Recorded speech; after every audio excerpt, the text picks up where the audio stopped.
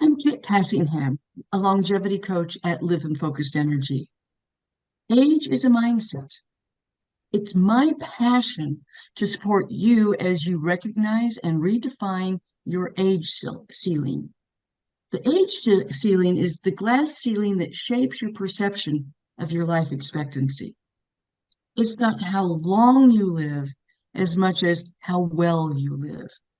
And when you know why you do what you do, you'll find you have even more reason to make lifestyle choices that lead you to a vibrant life. Hi, Kit. So, my name is Alex Neal. I am a certified high performance and mindset coach, also billing myself as the anti hustle coach.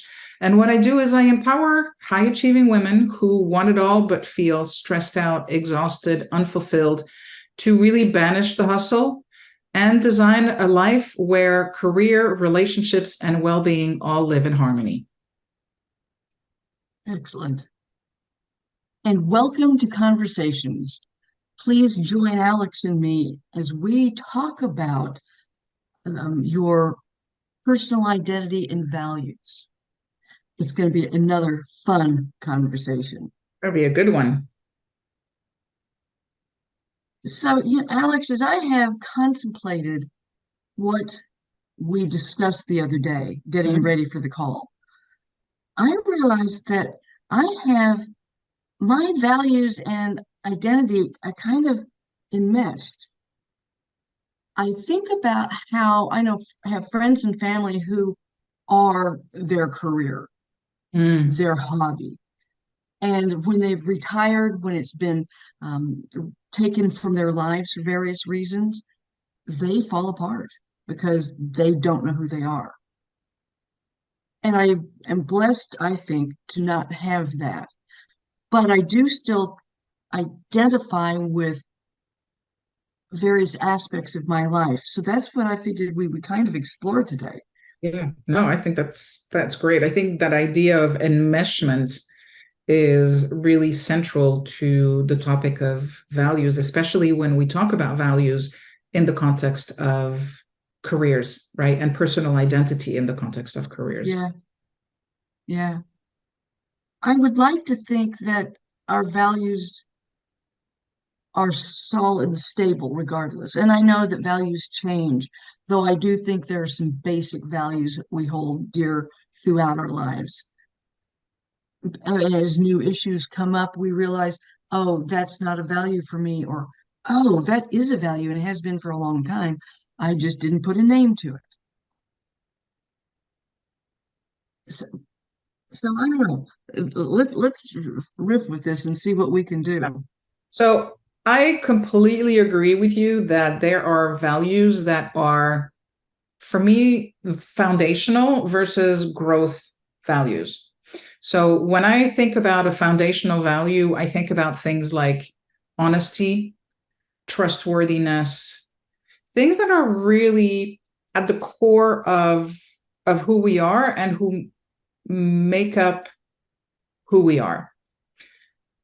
And then the growth values are those values that we strive to embody as we grow into the person that we want to become. Because with growth or with life, the whole reason why we're here is so we can grow, is so we can have new experiences, is so that we can make the difference that we're here to make. And we're not born or we don't grow up with those values because we don't really necessarily know what those are until we know what our mission is. And once, go ahead.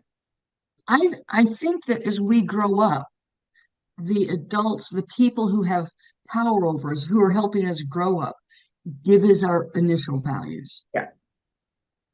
And you may have been saying this, I think it is up to us as we grow to identify and evaluate each value Yeah. and replace it with ones that are more us. Yeah. Yeah. And we have that power, right? We have that control. So if, for lack of a better word, if of a better example, if we have a parent who is a thief, we don't have to espouse those values. We can decide this is not who I am, nor who I want to be, but that is. And once we know what it is that, or who it is that we want to be, then we can start the work of aligning our values with who this new person is that we're trying to create. Yes, absolutely. So I'm going to repeat it from my perspective, which is my personal identity helps me establish my values, and my values help shape my identity. It's definitely a give and take, and it's a symbiotic relationship Yeah. between the two, for sure. So, excuse me, if I take an example of from my own life, when I was working in corporate, I had core values that have remained the same. But when I made the transition from corporate into entrepreneurship, other values became maybe more relevant and more important. Um, Change is something that became exceedingly important, and being comfortable with change. And because when, not that I wasn't comfortable with change in corporate, but man, when I went out on my own, it was like change on steroids, right? Because it's all of these new things were, I had to step into all of these new things, all of these new, I don't want to say new identities, but I had to learn all of these new things, right? And being adaptable, being flexible, all of those values related to change just went through the roof. And embracing change, intentionally preparing for it, makes you more resilient so that you can surf the waves as they happen to you. Yeah, yeah, definitely. And not being fearful of change. Bingo.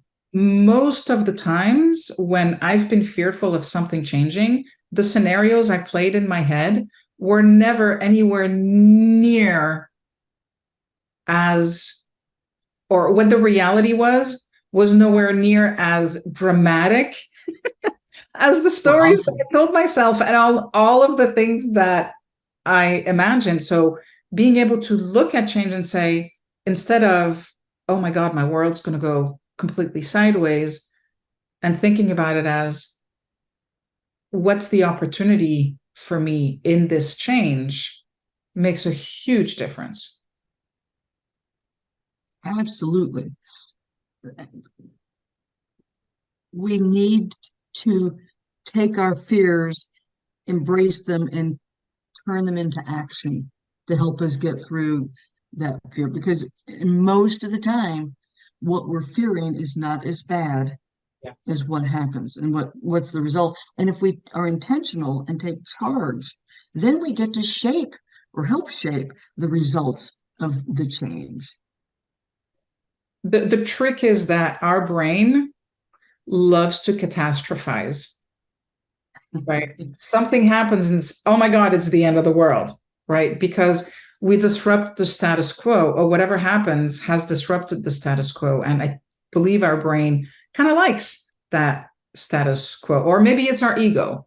Maybe it's our ego who likes the I think status it's our quo, ego. right? I think it's ego. And when something changes, ego goes, oh my God, right?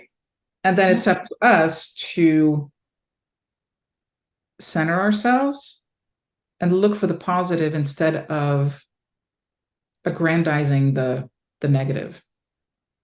And I think when we make that part of our personal identity, it helps because I think that it's human nature to fear change because change could be dangerous.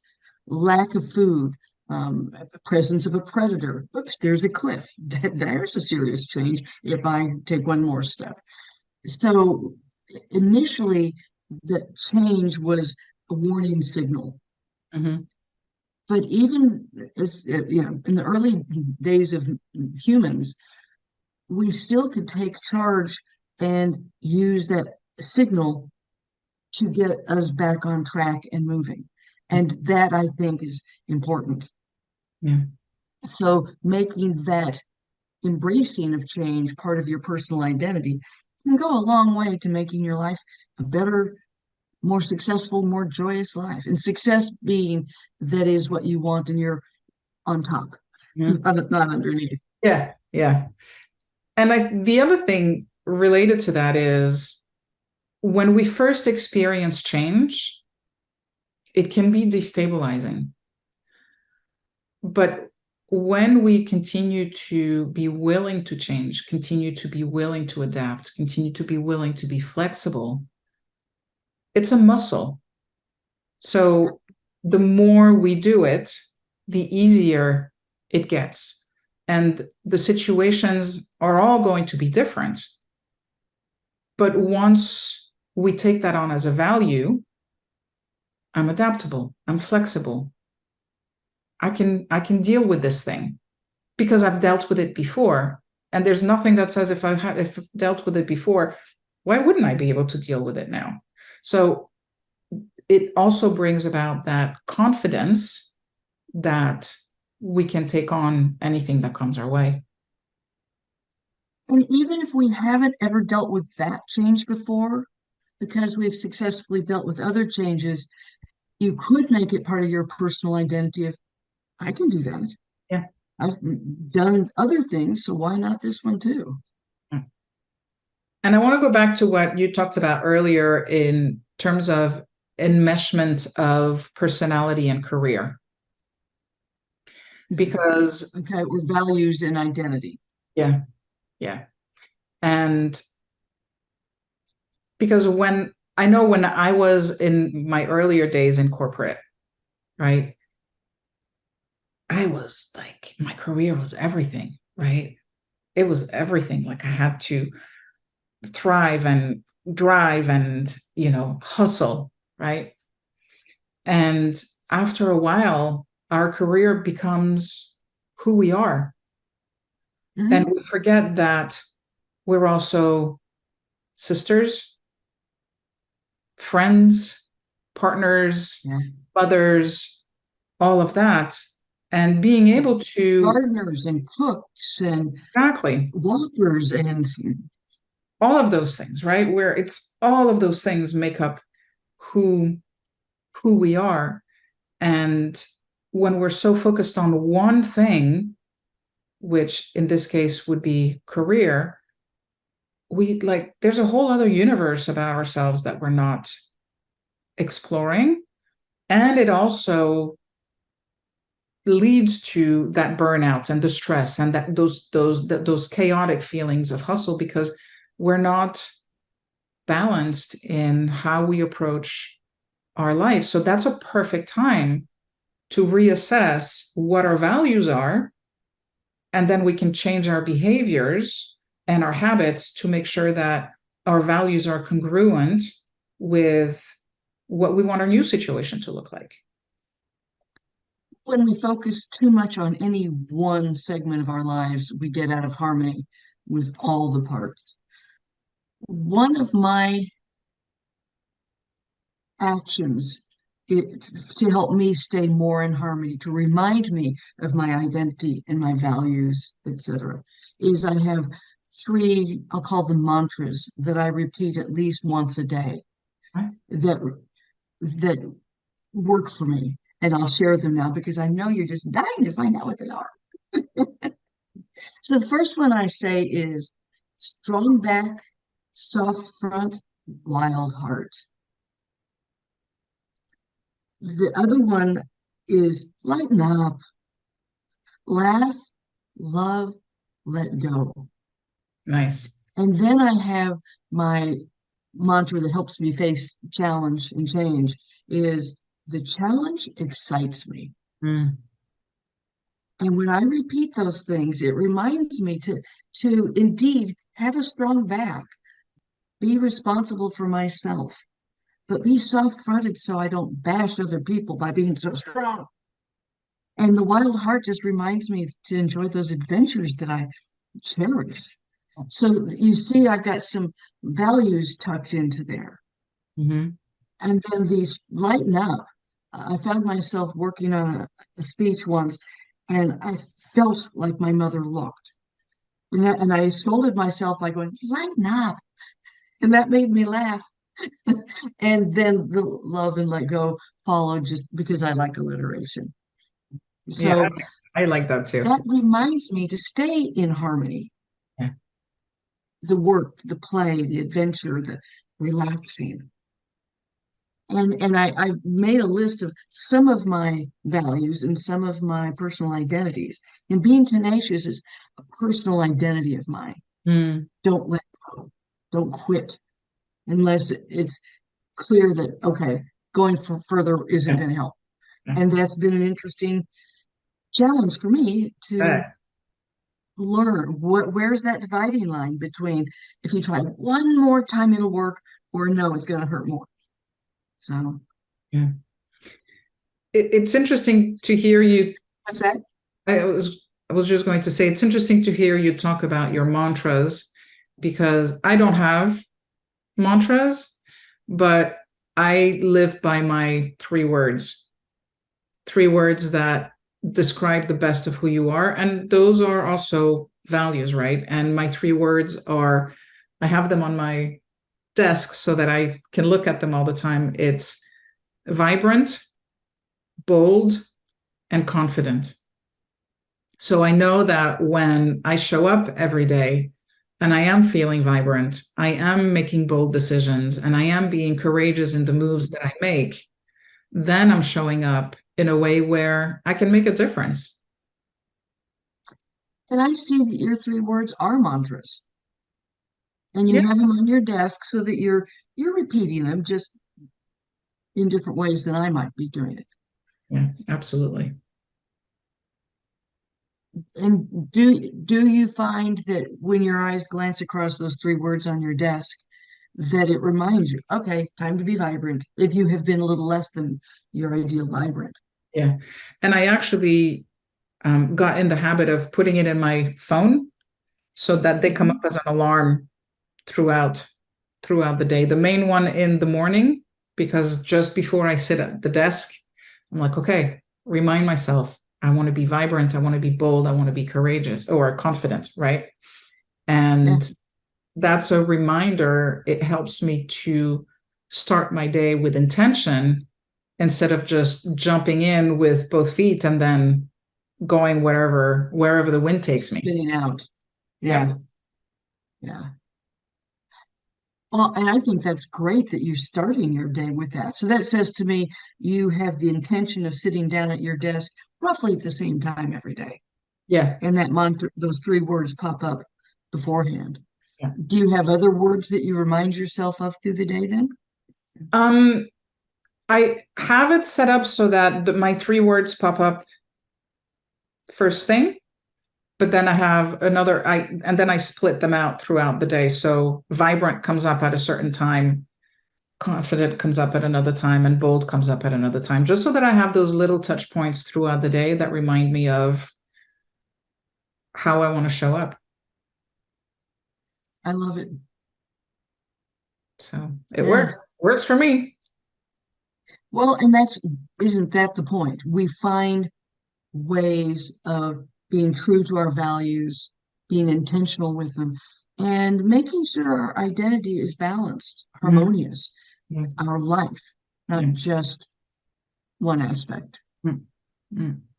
I have a friend who just re-broke her back, Ooh, and she's having a lot of side effects of that.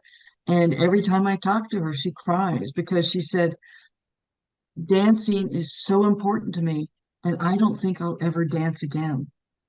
mm. So, one, I keep trying to gently remind her that if she repeats that, Yeah, that's her mantra and that will be her reality.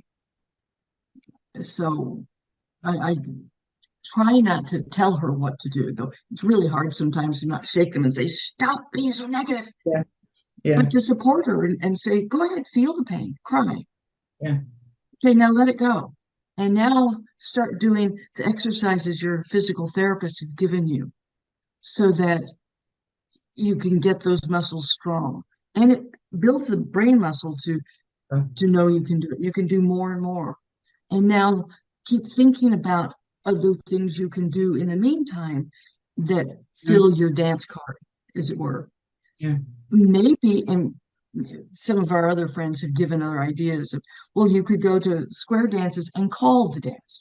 You could um, go watch kids learn how to dance. There's other things you can do, but it's so fresh for her, Yeah. it hurts. So Yeah. she can't do that yet. I mean, she can't. She has a hard time even saying dance.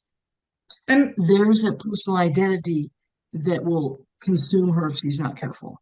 yeah, no, for sure. And I think in situations like that, people need to digest. They need to make peace. They need to, but they also need to allow themselves to feel those emotions, because if they continue to bury them, it doesn't do them any good, because they can't move past them into the more silver lining of a situation, Yeah, right? yeah, And being able to feel it, accept it, make peace with it, gives you the room to then move into, okay, if this is my lot in life, how can I make the best of this? But you can't do that until you've dealt with the emotions of the situation. absolutely. And that's what I try to encourage her to do because she does cry every time. And I urge her, just feel it. Go ahead, cry. Yeah. And then when you've done finished with this crying, then take some action because that will ultimately be what gets you through this. Whether And you dance or not is another issue, but yeah, but it goes back to grieving, right? When something happens, we grieve what could have been. So you have to yes, allow yourself to go through that process so that you can then move on and redefine, okay, what are going to be then my values moving forward that are going to be congruent and in alignment with who yeah, I want to be given this new situation. good way of bringing values into identity. Yeah. And you're right, we do grieve what could have been. Mm. When do we get to celebrate what can be next? I think, I know people who survived polio, yeah. not because the doctor said you will never walk again, but because a family member, a loved one said, I can teach you how to walk. I Mm. can support you while you learn these new things. And both people that I'm thinking of led very vibrant lives and had families and careers. And I don't know if they ever had the remorse of what could have been. Mm. I didn't know them then. And it just takes a different shape, right? Because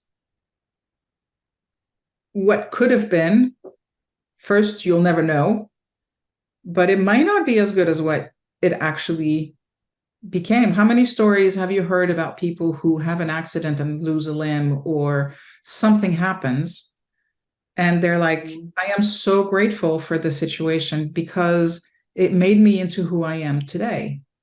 And Yeah.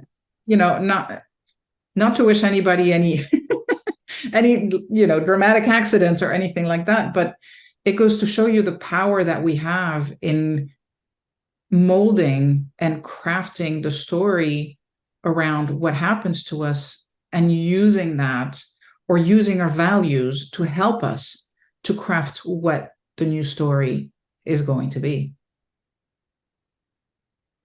And we don't have to do it alone. Nope, for sure. As you talk, I'm thinking of a friend, a brother of a friend, really, who was he was in the Middle East doing something that had something to do with helping people rebuild their communities and getting funding in for building businesses and stuff. And his Jeep or whatever hit a landmine.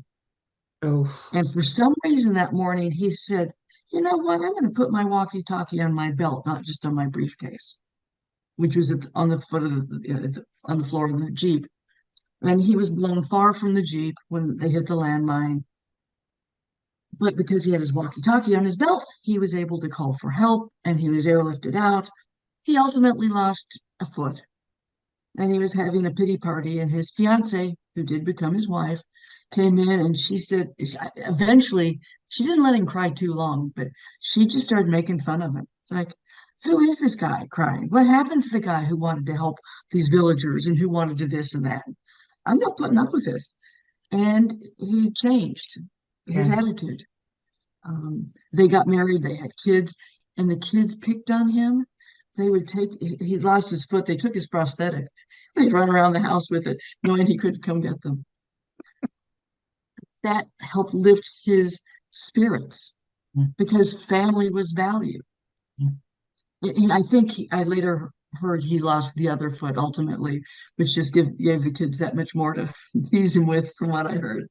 But Okay. isn't that an interesting approach? I mean, to have lost a leg, to have Mm, not broken to have broken your spine so you can't dance. Those are amazing challenges. they are. Do you give up? Or do you learn to walk with the prosthetic? Do you learn to chase your kids on your with one leg? What? And it's a journey, right? I think it's very easy for us to sit here and talk about situations like this, not having lived through anything like that. But they're really extreme illustrations of what we can control in our lives and Yeah. how much power we actually have. And redefining our values is a way to take our power back so that we can move on.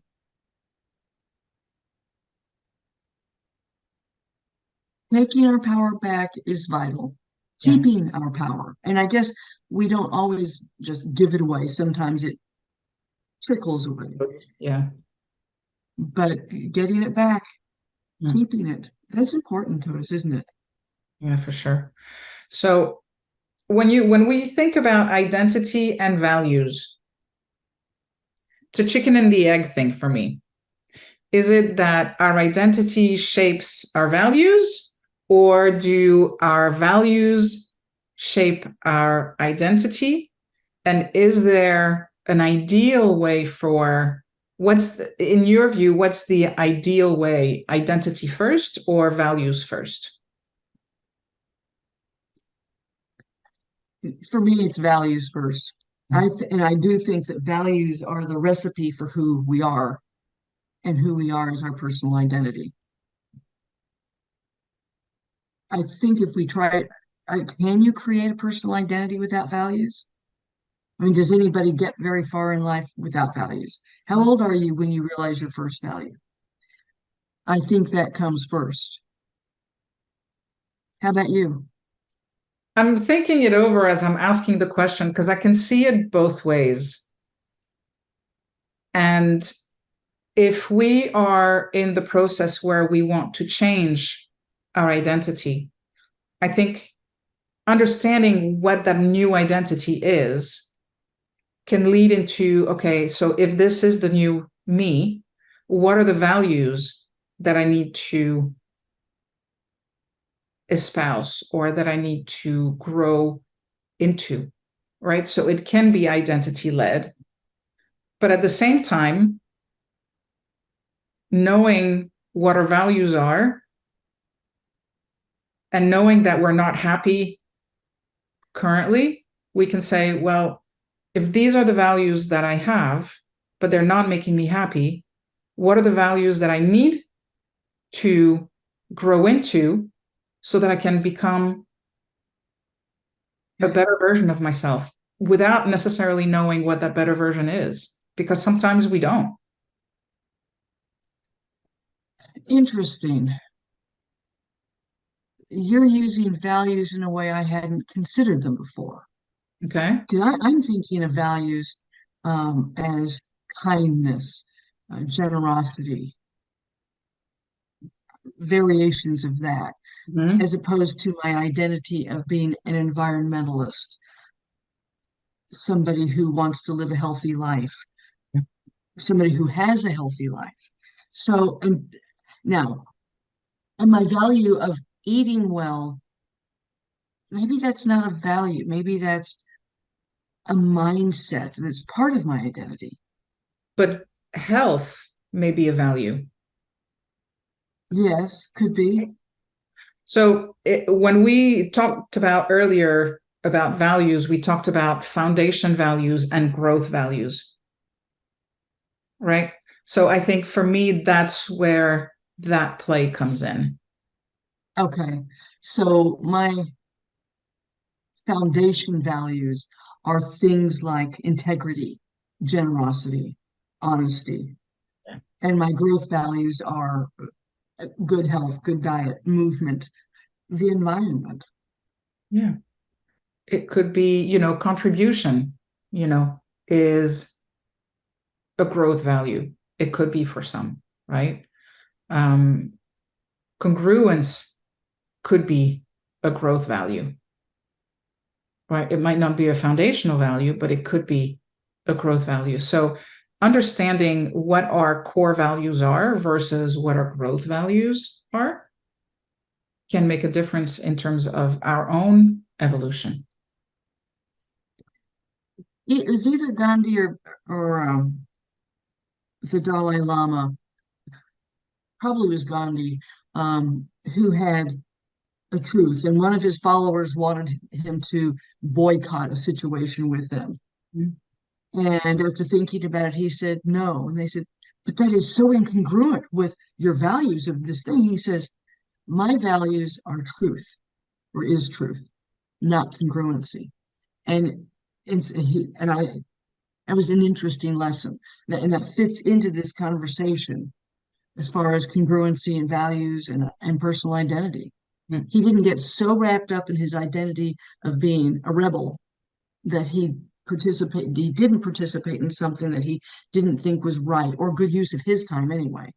He had other things to do. So I thought that was a wonderful lesson of don't get so rigid in your identity or your values or whatever. So it reminds me of when I look at our identity and our values, I almost liken it to cooking a meal, right? Making a recipe. Well, we're back to the recipe. Okay. When I cook something new, right? I go by the recipe. It tells me a dash of this, a pound of that, whatever, I do it. And then I taste it. Do I like it? Do I not like it? And then I think about what would I do differently, right? Maybe I take that out or add twice what they said of this thing or whatever the case may be. And crafting our identity using our values is for me a little bit the same because we start out with our foundation, right, which is our basic recipe, and then we decide whether or not it fits with who we are or who we want to be. And that's when the fun begins, right? We take things out, we add things in, we make it right for us. That's a wonderful analogy to help this conversation along. I like it. So Good. yeah, it's for I think a good way to kind of, because I'm sure I'm not the only one who takes her, and you have some people who have a recipe and they look at it and they're like, okay, thanks for the guidance.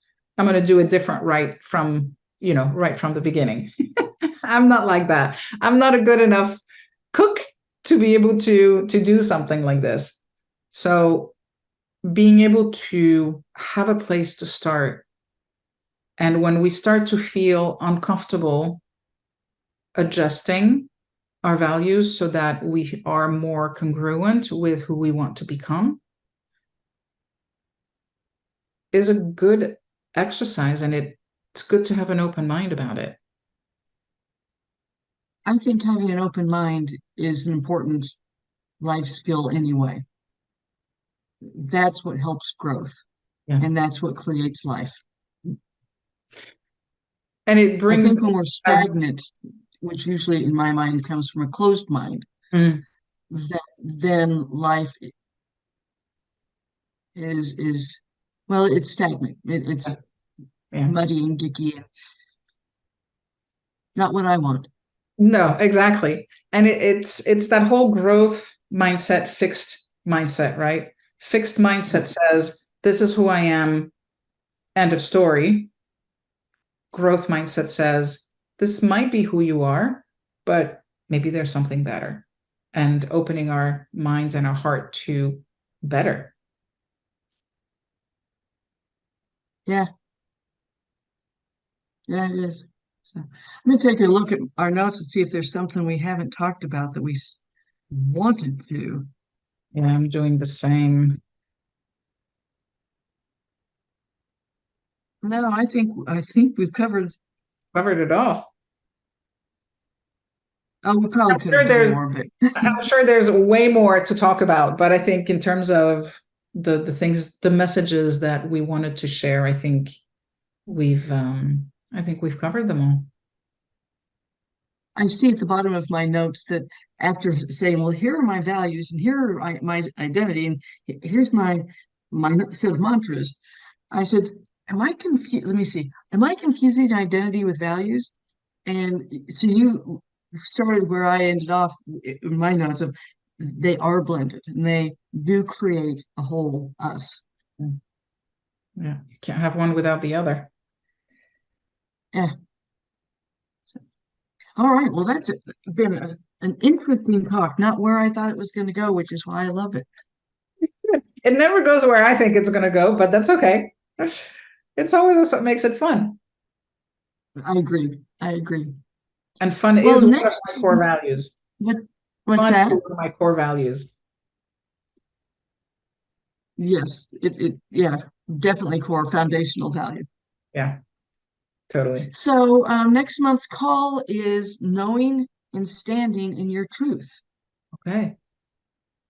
That's going to be That another should good be one. fun. I Yeah. think that's going to be kind of like today. Yeah, a little bit. A little bit. Yeah. So, do you have anything to offer our listeners today? Actually, I do. If you're in a place where you are trying to redefine what your values are because you're in a growth spurt or you're feeling uncomfortable and you realize it's time to maybe approach things a little bit differently or grow into the person that you're meant to be, I have a just a short, not workbook, but I don't even know what I want to call this thing. It's called 7 Steps to Creating Your Life's Blueprint. Whatever you want to call it, I will let you call it what you will. But it basically takes you through the process that I've used at times where I feel like it's time for a change or it's time for an upgrade, so that I can redefine what my values are and then I can start growing into those and putting in a plan that allows me to get closer and more congruent with those values. And send me the link, and I'll put it in the Will call do. notes Yep. so that people can access that and be in touch with you. Okay. Great. Thank you. And I'm going to offer people the why discovery, the why OS discovery. You have an operating system, and it's good to know what it is. So, as I said earlier, when you know why you do what you do, Mm, life is better. I didn't say it that way before, but so the why OS discovery is what I'm going to offer people. cool. Nice. And do you want to tell us who you are before we sign off? All right. So I'm Alex Neal, certified high performance and mindset coach, also known as the anti-hustle coach. And I help high achieving women who want it all but feel exhausted, stressed out, and unfulfilled to really banish the hustle and create a life where career, well-being, and relationships all live in harmony. Excellent. And I'm Kit Cassingham, the longevity coach at Live in Focused Energy. Mindset is, did I say that right now? Age is a mindset. And it's my passion to support you as you recognize and redefine what your age ceiling is. And the age ceiling is that glass ceiling that shapes your perception of your life expectancy.